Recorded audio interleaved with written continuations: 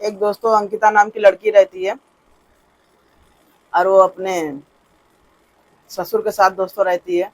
और उसका जो आदमी रहता है वो 3 महीने के लिए बाहर चला जाता है। और इसका जो ससुर रहता है अंकिता का, वो अय्याज किस्म का ससुर रहता है, आदमी रहता है। और दोस्तों कहने और उसके ससुर की जो थी, उसकी अपने बहू पर बुरी नजर थी। हमेशा जो इसी फिराक में रहता था कब अपने बहू का हम गलत फायदा उठाएं। और एक न एक दिन दोस्तों वो फंस जाती है और फिर जो है अपने ही ससुर के बच्चे की माँ बनने वाली होती है। अब सोचिए ये सब बात अगर किसी के पति को पता चले तो उसका क्या हाल होगा। और इसी प्रकार दोस्तों जब अंकिता के पति को 3 महीना बाद जब आता है और वो जब जानता है कि मेरी औरत प्रेग्नेंट है मेरे ना रहने पर, और इसके बच्चे का पिता मेरा पिता ही है, तो सोचिए उस आदमी पर क्या बीतेगा। वो तो दोस्तों पैरों तले सोचिए उसके जमीन ही खिसक जाती है कि घर में ही इतना बड़ा कांड हो गया।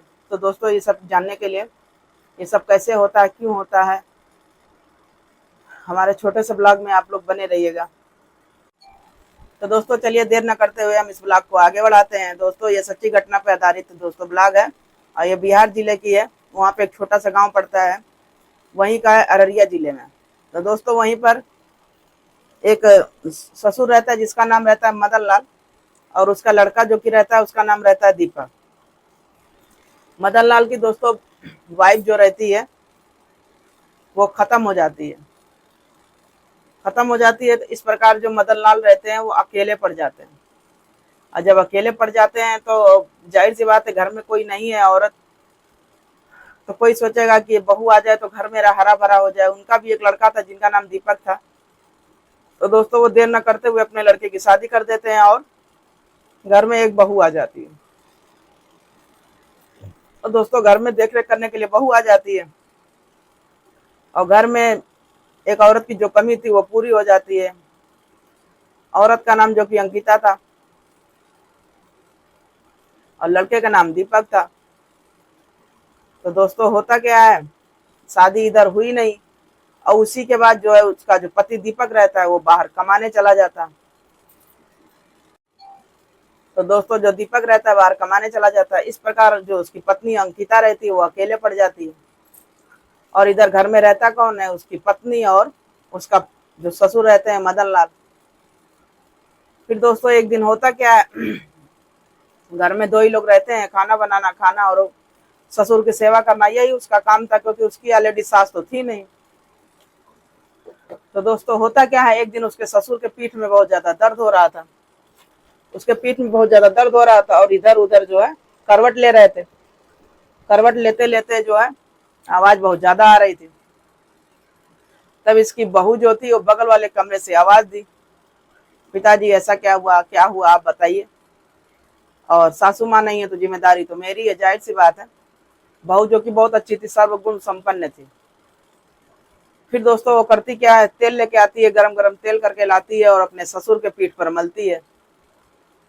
तो ससुर पे जब मलती है तो ससुर की तो माइंड जो था वो बहू पर तो ऐसे भी था दिमाग। तो जैसे जो बहू रहती है तेल अपने ससुर के पीठ पे लगाती है, तो जैसे ही वो पीठ पे हाथ रखती है सोचिए उसको अजीब सी फीलिंग होती है। जो कि ससुर भी एक बाप समान होता है, लेकिन यहाँ जो ससुर था वो हैवान टाइप का था, अय्याश टाइप का। तो जब उसकी बहू ससुर के पीठ पर तेल लगाती है तो उसकी छुअन उनको अजीब सा फीलिंग होता है। और इस सब बात से उसकी बहू जो थी अनजान रहती है। फिर दोस्तों होता क्या है, तेल और लगा के वो चली जाती है और ससुर तो जाने का नाम ही नहीं, मतलब बहू को देता है कि तुम जाओ। और बहू जो थी तेल बेचारी लगाते लगाते वो थक गई। और जो कि इधर ससुर था उसको तो आनंद आ रहा था क्योंकि उसके दिमाग में तो कुछ और ही चल रहा था। फिर बहू जो है करते करते थक जाती है तो अपने कमरे में अपने से ही चली जाती है। फिर ससुर को चाय वाय बना के देती है, सब कुछ। फिर दोस्तों रात हो जाता है तो बहू अपने कमरे में सो जाती है और ससुर जो है अपने कमरे में सो जाते हैं। तो जो बहू रहती है फिर अपने पति को फोन करती है, दीपक को, कि आज पिता की तबीयत खराब हो गई थी। और तो दीपक जाहिर सी बात है कोई भी यही बोलेगा कि तुम उसकी देख रेख करो और अंकिता भी कहती थी हाँ ठीक है, मैं ही तो देख रेख करूंगी, माँ तो है नहीं। और इस प्रकार दोस्तों वो देख रेख करती है, सब कुछ करती है। फिर दोस्तों दूसरे दिन होता है, तो दूसरे दिन भी वही रहता है। इनके ससुर फिराक में रहते हैं कि कब अपने बहू के क्या नाम है पास जाएं, उसके साथ संबंध बनाएं। और बहू जो रहती है बहुत परेशान हो जाती है, क्योंकि उसको कुछ कुछ अंदाजा होने लगा था कि कहीं ना कहीं ससुर की नीयत जो है अच्छी नहीं है। लेकिन एक बैग कोई किसी को कह भी नहीं सकता, क्योंकि ससुर भी तो बाप समान था। तो वो सोच रही थी चलो अच्छा कोई बात नहीं है, ऐसा इनका हो सके नेचर ही हो, तो वो कुछ बोलती नहीं है।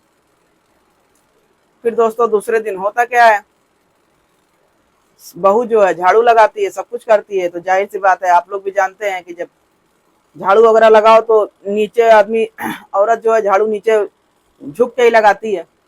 तो झुक के लगा रही थी, तो उसका सीना का जो चेस्ट था वो दिख रहा था।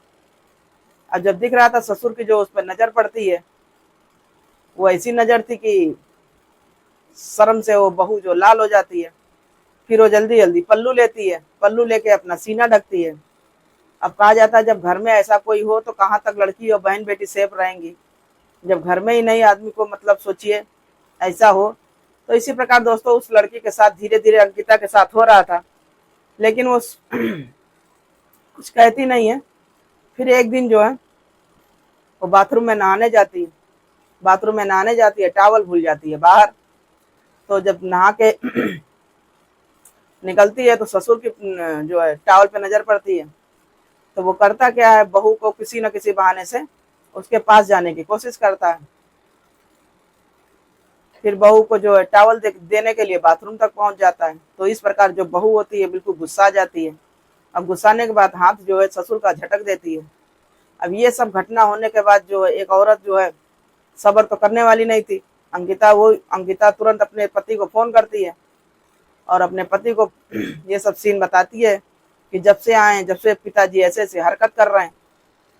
तो उधर जो दीपक रहता है वो समझाने के बजाय और अंकिता को ही गुस्सा आ रहा है कि तुमको समझ नहीं है कि मतलब माँ नहीं है, पिताजी का मानसिक हालत ठीक नहीं है, तो हो सके पिताजी ऐसी उसी का हरकत कर रहे हैं। अभी माँ को मरे 1 ही साल हुआ है। अब इतनी सब बात सुनने के बाद अंकिता बिल्कुल शांत पड़ जाती है। और दोस्तों यही सच्चाई भी है, कुछ भी होता है औरतों को ही दोष दिया जाता है, आप लोग भी जानते हैं। कोई भी चीज हो तो बिना सबूत के कोई मानता नहीं है, चाहे पति हो चाहे कोई भी हो। यहाँ भी दोस्तों वही हो रहा था। फिर होता क्या है, एक दिन इतना सब सुनने के बाद अंकिता शांत पड़ जाती है, अपने काम में मन लगा लेती है। फिर दूसरे दिन अंकिता किचन में जाती है, और जब किचन में जाती है तो वो प्याज काट रही थी सब्जी बनाने के लिए। इत्तेफाक से उसका जो है हाथ कट जाता है, उंगली कट जाती है। और जब उंगली कट जाती है तो बहुत तेज से वो चीखने लगती है, चिल्लाने लगती है। और जब चिल्लाने लगती है तो उसका ससुर दौड़ा दौड़ा आता है। दौड़ा दौड़ा आने के बाद जो उंगली कटी रहती है वो अपने उसका उंगली जो रहता है अपने मुंह में डाल लेता है। जैसे खून चूसा जाता है वैसे उसका ससुर भी चूस रहा था। अब ये सब जो उसकी बहू को अच्छा नहीं लगा, मतलब कुछ अजीब सी उसको फीलिंग हो रही थी। फिर वो हाथ झटक के दोस्तों अपने कमरे में चली जाती है और अपने से ही बैंडेज वगैरह करती है। फिर दोस्तों होता क्या है, एक दिन अपने कमरे में सोई रहती है, अपने कमरे में सोई रहती है। और इसका ससुर तो इसी फिराक में था कि कब जो है हमें संबंध बनाने को मिले। फिर एक दिन दोस्तों होता क्या है कि ससुर उनका जो है बहू से जबरदस्ती करता है, और जबरदस्ती करने के बाद जो जाहिर सी बात है उसके साथ संबंध बना लेता है। संबंध बनाने के बाद दोस्तों वो बहुत ज्यादा रोती है, गिड़गिड़ाती है, हर चीज करती है। और कहे तो किससे कहे, क्योंकि उसका आदमी तो समझने वाला ही नहीं था। उसका आदमी जो था समझ ही नहीं रहा था कुछ, तो वो बेचारी शांत पड़ गई, किसी से कुछ बोली नहीं। वो कह रही थी बाहर बोलेंगे तो घर की जो है समस्या बाहर जाएगी, जग हंसाई होगा। अब सास तो थी नहीं, तो वो बेचारी कहे किससे कहे। फिर होता क्या है, एक दिन 3 महीना हो जाता है। जब 3 महीना हो जाता है तो उसके बाद जो है उसकी तबीयत खराब होने लगती है, बहू की तबीयत खराब होने लगती है। तो वो जाहिर सी बात है हॉस्पिटल जाती है। तो उसका ससुर जो है उसको हॉस्पिटल ले जाता है। हॉस्पिटल ले जाता है तो वहाँ डॉक्टर बोलती है कि ऐसी आपकी बहू तो माँ बनने वाली है, माँ बनने वाली। इतनी बात सुनने के बाद जो है बहू के तो पैरों तले से समझ लीजिए, मतलब इतनी खुश थी, इतनी खुश थी। और उसको तो ये नहीं लग रहा था कि ये बच्चा किसका है, वो तो सोच रही कि मेरा ही है। और फिर दोस्तों होता क्या है, इसका पिता भी बहुत खुश था। तुरंत फोन करती है अपने हस्बैंड के पास, दीपक के पास। तो दीपक भी दीपक सुनता है। तो दीपक क्या नाम है, बहुत ज्यादा गुस्सा करता है, सब कुछ करता है। उसके बाद दोस्तों फिर वो घर आता है। तुरंत जब घर पे आता है तो जो बात दोस्तों सबके सामने आती है वो भी आप लोग सुनेंगे तो हैरान हो जाएंगे। कैसे एक औरत का, एक पत्नी का विश्वास, कैसे एक पति, उसका ससुर, सब मिलके उसका चकनाचूर करते हैं।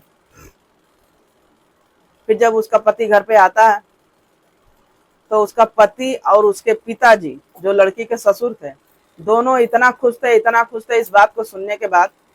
तो जाहिर सी बात है, कोई भी सोचेगी चलो अच्छा पिता बनने वाला है तो ठीक है, अच्छी बात है। घर में खुशी की लहर दौड़ गई, क्योंकि इसी की कमी थी, घर में कोई था नहीं और यही एक बड़ी बहू थी। फिर दोस्तों होता क्या है, उसी के बाद दोस्तों उसका जो पति रहता है दीपक, वो ऐसी बात बताता है कि जिसको सुनने के बाद अंकिता जो रहती है बिल्कुल दंग हो जाती है। और वो बात कहीं ना कहीं आप भी सुनेंगे तो आप भी दंग रह जाएंगे, परेशान हो जाएंगे, मतलब शॉक हो जाएंगे। कोई कैसे इतनी बड़ी, समझिए साजिश एक प्रकार से रच रहे थे दोनों बाप बेटे। तो इसका पति जो दीपक रहता है वो बोलता है कि ये सब मेरी और मेरे पिता की साजिश थी, मतलब एक प्रकार से चाल थी। तो वो बोलती है कैसी चाल? तो वो दीपक बोलता है कि मैं 3 महीने के लिए मैं बाहर इसीलिए गया था कि तुम एक बच्चे की माँ बन पाओ। तो वो समझ नहीं पाई पूरी बात। तो दीपक से बोलती है ऐसा है, मुझे खुल के बताओ क्या है। तब दीपक बताता है कि शादी के बाद जो है मेरी तबीयत खराब हुई तो मैं डॉक्टर के पास गया। तो डॉक्टर बोला कि तुम अभी कभी मतलब चेकअप वगैरह हुआ तो डॉक्टर ने बताया तुम कभी बाप नहीं बन पाओगे, तुम्हारी बीवी है, कभी मतलब बच्चे की माँ नहीं बन पाएगी। फिर दोस्तों दीपक कहता है कि मैं करता ना तो करता क्या, और ससुर तो उसके अभी जवान थे। और तो इसलिए वो बाप बेटे दोनों मिलकर साजिश रचते हैं कि मतलब हम बाहर चले जाएंगे और आप पिताजी और हमारी वाइफ घर में रहेंगी। तो आप अभी इतना एक्टिव हैं तो आप ही जो हमारी औरत को प्रेग्नेंट कर दीजिएगा। सोचिए इतना बड़ा जो है साजिश कैसे एक आदमी रचता है, मतलब अपनी औरत को लेकर। अब इतनी सब बातें सुनने के बाद ये दोनों तो बड़े खुश थे कि चलो हम दादा बन गए, और ये खुश थे कि चलो हम पिता बन गए, क्योंकि जाहिर सी बात है कमी तो इनमें थी। अब इतनी बात सुनने के बाद अंकिता रहती है, उसको इतना टेंशन हो जाता है कि उसको मतलब अपने पे गिल्टी फील होता है कि कैसे उसका आदमी उसके मानसिक उससे खेल रहा था। वो तो बेचारी इधर परेशान थी अपने ससुर के हरकत से, वो तो सोच रही थी ससुर शायद में परेशान कर रहा है, और कहीं ना कहीं इन लोगों की चाल थी, इसीलिए इसका ससुर ऐसी हरकत कर रहा था सब कुछ। फिर दोस्तों इतने पे ही उसकी बहू जो है शांत नहीं पड़ती है। अब उसके अंदर अंदर ही अंदर हीन भावना की वो शिकार हो जाती है। उसके अंदर बच्चे की मतलब खुशी बिल्कुल नहीं थी, उसके अंदर बच्चे की बिल्कुल खुशी नहीं थी। उससे अच्छा तो उसके माइंड में आ रहा था कि मैं जिंदगी भर बांझ रहती तो अच्छा था, लेकिन उसके पति ने कहीं ना कहीं उसको धोखा दिया सिर्फ अपना स्वार्थ पूरा करने के लिए। उसके दिमाग में यही आ रहा था कि कहीं से हम गोद भी ले लेते तब पर भी हमारा चल जाता, लेकिन मेरे, समझ लीजिए मेरे शरीर से, मेरे दिमाग से हर चीज से खेला गया, और इसमें पूरी तरीके शामिल मेरा आदमी था। फिर दोस्तों होता क्या है, वो बेचारी चुपचाप अपने से ही रो के परेशान होकर शांत हो जाती है। फिर दूसरे दिन उसका ससुर जो रहता है वो सब शाम को चाय पीते हैं, तो उसका ससुर करता क्या है, दूध लाता है, तो ये चाय बनाती हैं। चाय जब बनाती हैं तो ससुर को देती हैं सबसे पहले, और ससुर जो है उसका पीने के बाद वो तुरंत वो गिर के बेहोश हो जाता है, उसके मुंह से फेना निकलने लगता है, और वहीं पर समय पे उसकी मृत्यु हो जाती है। फिर उसके बाद दोस्तों वो दूसरा कप ले जाके अपने पति को देती है, पति को जब देती है तो उसका भी वही हसर होता है जो उसके ससुर का होता है। वो भी पीता है और वो बेहोश हो जाता है, उसके मुंह से भी फेना वना निकलने लगता है, झाग जिसे कहते हैं। इस प्रकार दोनों को दोस्तों वो जहर देके मार देती है, क्योंकि उसके अंदर शैतान पैदा हो जाता है, क्योंकि उसके साथ झूठ बोला गया था, उसके साथ छल किया गया था, इसको वो भूल ही नहीं पा रही थी। इसके लिए दोस्तों वो जहर लाती है रेड किल और अपने ससुर के और उसके में मिलाकर खिला देती है और दोनों जो खत्म हो जाते हैं। उसके बाद दोस्तों होता क्या है, वो सीधे चली जाती है पुलिस थाने। पुलिस थाने जब पहुंचती है तो जाकर अपने से ही गवाही देती है सब कुछ कि अपने मेरे साथ ऐसा ऐसा हुआ, हमने जो अपने ससुर को अपने पति को जहर देके हमें ही मार दिए हैं। और इस प्रकार दोस्तों होता क्या है, फिर वो जेल चली जाती है, उसको सजा हो जाती है। तो दोस्तों कैसे कैसे सोचिए जिंदगी कहाँ से कहाँ उस लड़की को पहुंचा देती है। और इस ब्लॉग में मतलब इस ब्लॉग को सुनाने का मकसद जो था, किसी का मन को वो नहीं चोट नहीं पहुंचाना था, न ठेस पहुंचाना था। बस दोस्तों ये कहना था कि किसी के मन के साथ खेले नहीं, और कहने मतलब अपनी स्वार्थ पूरा करने के लिए बोली अपने बाप से ही अपने बहू का सोचिए बच्चा पैदा कराया, इसी को वो भूल नहीं पा रही थी, इसीलिए दोस्तों उसने ऐसा गलत कदम उठाया।